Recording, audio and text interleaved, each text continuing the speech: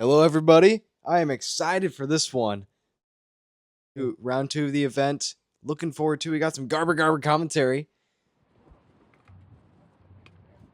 We've got Garrett Gerthy, Stefan Vincent, and Magnus Meyer on the card. You'll only be seeing my throws, but it was a fun card to have. It sure was. Card the birdie on the first hole with an excellent drive to It was start the it was a round. beaut. This is one that is kind of challenging, but I know you expect to get it every time. Just pretty much a control mid-range, up the gut. Nothing really to it, but it is one of the few holes on this course that actually has a gap off the tee. And another park job. Yeah, you got to feel good about going into that. This is the Innova course, by the way. You saw the Millennium course yesterday. This is our favorite course to play and to watch. Yes, absolutely love this course. It feels a little bit more refined. There's some more water, better looking trees, just overall more fun environment for the fans and the players. Yeah, you're looking really sharp today in those sunglasses and blue shirt. And this is a blind tee shot, correct me if I'm wrong, around a tee tree. Shot on an island through the owl there, left it to about 25 feet. After back-to-back park jobs, I have not had a real putt yet, so this is the first putt of the day. And I just got to make sure to commit to that pole. Yeah, and you can see we were out a little bit earlier today that the wind was not picking up like it did yesterday. Oh, just, sometimes, park jobs are great and all, but to start the round, occasionally I like to have a 30-footer on hole one just to get the nerves going, try to see one go in the basket maybe. So what happens, you get a little bit into the round with no real putt. Yeah, and that's definitely one that you probably are wanting to get 75% of the time. Easiest hole I've played so far in this round for sure. Hole 4, 422 feet. Another slight gap off the tee, up to a basket that is on a mound. Blind. Yes, a little bit blind off the tee, unless you're Gannon height, then you can see it.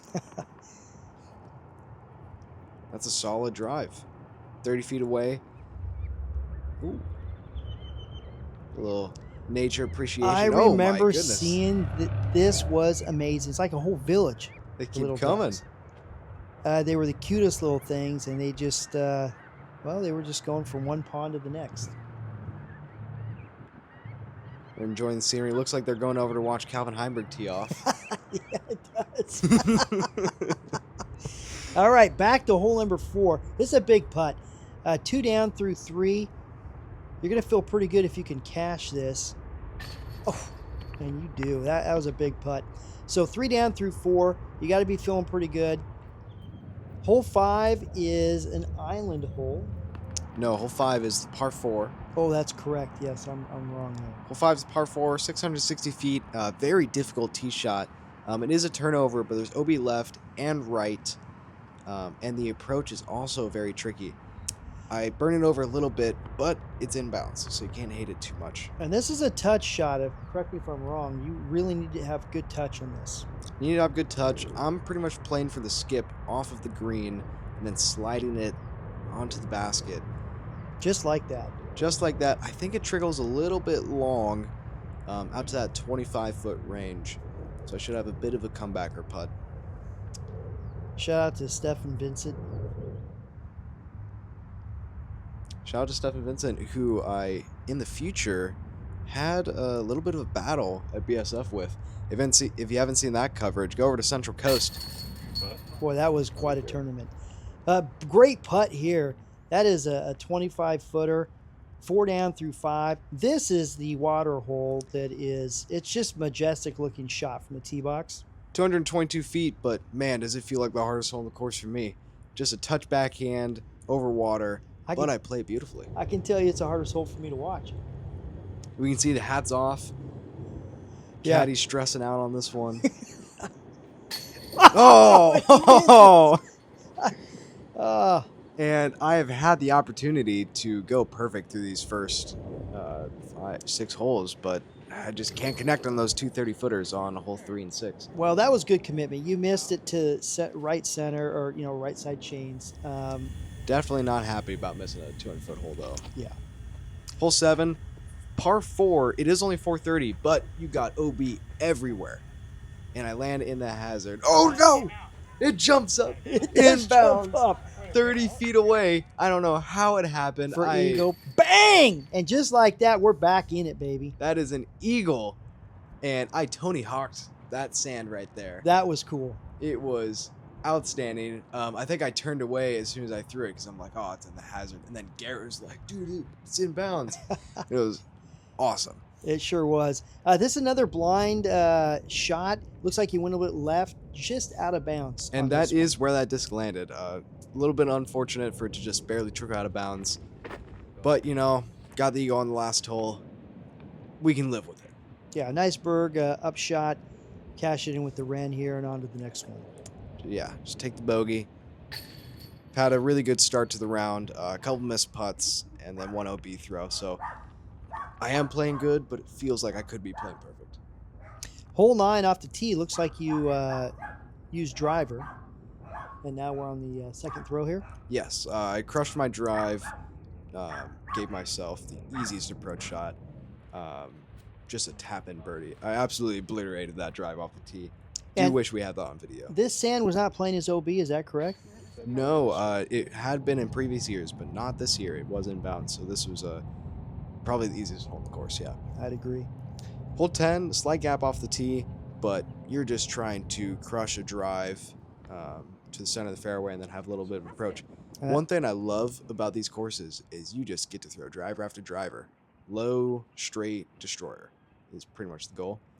And that's a solid approach shot, unless it rolls like that. When is the last time you've ever seen that on this golf course? It's been a while. That was something else. This makes this a big-time putt for par. Just unfortunate. It felt like a great approach shot, and for it to just roll out the backside. What was that? Unfortunate. Through the lumen on the approach. Yeah, just unlucky. Probably would have been around that 15-foot mark. Yeah, that wind just was picking up discs as they came in. Sure was. Hole 11, after that little debacle, just trying to throw a dead straight Wren and get back on the birdie train. Yeah, this is surrounded by OB as well. A lot of the holes are out here. But this was a nice tee shot. Put yourself to about 20, 25 feet and then cash it in. Almost went a little high. The wind was really whipping around out there. Birdie's birdie. Sure is. Hole 12. This is a very difficult hole, I think. Tee shot landed in bounds, threw a little bit high, caught those branches, and I'm just going to pitch up for the par. Which I think was a smart decision. Move on to hole 13. There's a few of them in a row here that are kind of difficult. Hole 13, another one that I just kind of don't go for the birdie. Some of you may have seen Paul McBeth's iconic ace on this one in previous years, but I just lay up with the lumen, throw my berg approach, try to go home with the par on this one, both rounds. I'll have to watch that iconic ace because I don't remember seeing it. That's a heck of a shot. Yeah, those sand traps just come into play, and there's OB past the basket. I just don't see it worth it. Yeah, that was a great upshot right there. You played that hole very nicely. On to hole 14, 800-foot par 4. Yes, 800-foot par 4, and another one you just get to mash on a destroyer. Flat, hard, center fairway. Give yourself an approach shot. Yeah, I think the key is, though, you do want to set yourself up on left side, center, right side. You need to set yourself up for the second shots. Definitely need to, but it's not as important as like a wooded course. I do like to play golf courses a little bit more. They're easier, for me at least. I feel very confident in the open field with ankle control. Distance is a little bit off on that approach shot with my gravity bomb, but sets me up a 30-footer. I've missed a couple of these, but overall, not doing bad on the putting green. Yeah, what you can't see is you did miss a little short, but that's the miss right there, because once you go past the mound, it's OB. It is. So you can't really attack the basket. That was a nice shot right there. This is an iDog? That is a Yolta. Yolta on about a 400-foot shot. A bit short, probably 55, I would say. And one of the rare occasions where it is a completely flat ground putt. And so I'm giving this one a solid bid. Over the bush, I believe. It is over the bush, and out of the hand, I think it's in. And it just picks up. There's just a tiny bit of headwind, just enough for it to go over the band. and into a really awkward position from about 15, 20 feet away for the par. Yeah, I feel like out here in Vegas, putting is really the most important aspect of the game. With the wind, you've got to be able to read the winds on putting. Definitely have to be able to read the winds, and it seems like the wind has died down a little bit for this one. And I putted that about as hard as I physically could because I wanted nothing to do with touch on that one. Finds the bottom of the basket, and that's all that matters. Yeah, it's a nice par. That's a very difficult birdie hole. On to the next one, hole 16. And this is where you started off really hot in round 1 on the other course, 16, 17, 18. I believe you played really well. So let's see. This looks like a beautiful drive. Piped it right down the middle. And this is just such a beautiful hole. You got the pond off to the right, green short of the basket, OB long of the basket as well. My drive was a little bit short, and there's decent headwind on the second shot, so I just decided to lay up. Shooting a pretty solid round 2, so no reason to push it. Yeah, I think that was a smart play. Whenever you can get the berg in the hand, you got to be feeling good about the hole. Absolutely love this berg. Just so controllable for distance and angle.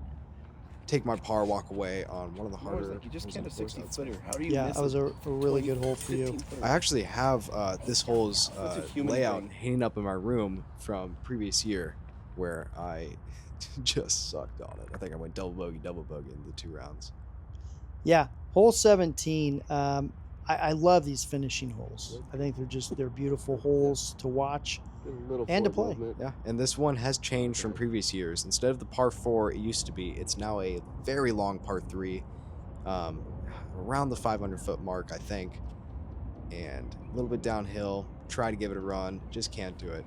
Garrett Gerthy put this one to about 20 feet and made the putt. One of the best drives I've ever seen in my life. It was amazing. Yeah, it really was. Hope I can be like him someday.